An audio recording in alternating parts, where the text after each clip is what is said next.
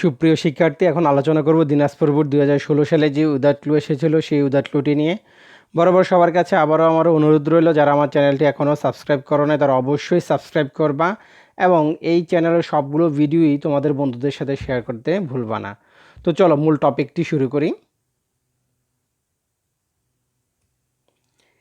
Teaching in Bangladesh is still not up to the world standard.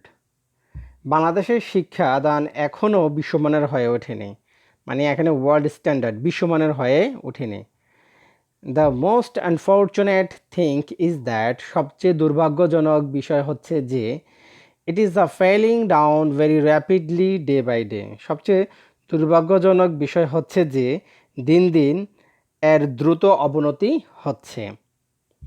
It is mainly because, এখানে এর উত্তরটি হবে because, it is mainly because of the traditional education system. এর প্রধান কারণ হচ্ছে সনাতন শিক্ষা পদ্ধতি। ট্রেডিশনাল মানে হচ্ছে সনাতন অথবা পুরাতন শিক্ষাদান পদ্ধতি।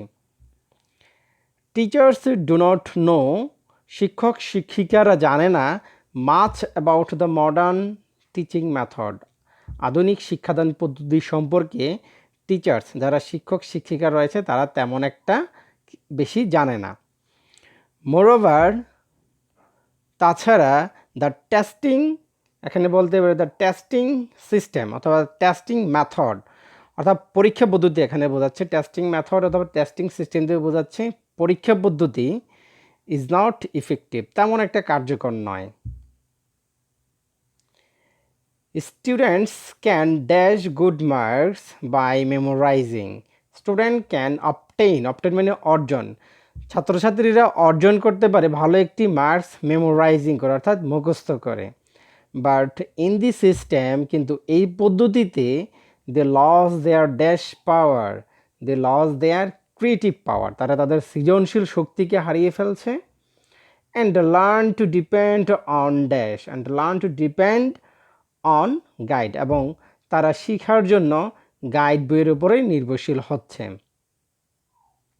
অ্যাজ এ রেজাল্ট, যার ফলে they can not face new dash, they can not face new challenge, যার কারণে তারা নতুন চ্যালেঞ্জের মোকাবেলা করতে পারছে না।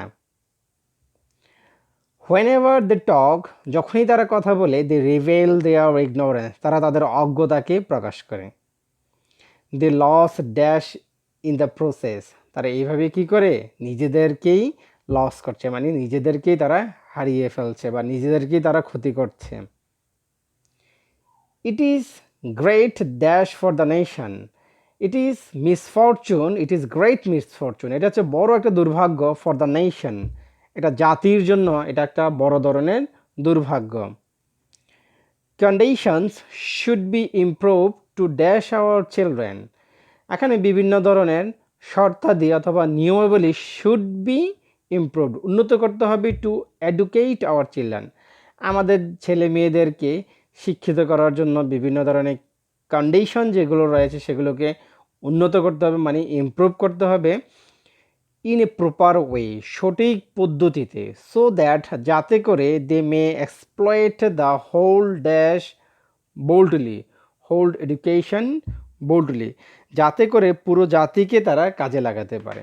তো হয়ে গেল আমাদের দিনাজপুর বোর্ড 2016 সালের উইদাট্লুটি। এর মধ্যে যদি কারো কোনো বুঝতে প্রবলেম হয়ে থাকে অবশ্যই আমাকে কমেন্ট সেকশনে জানাবা।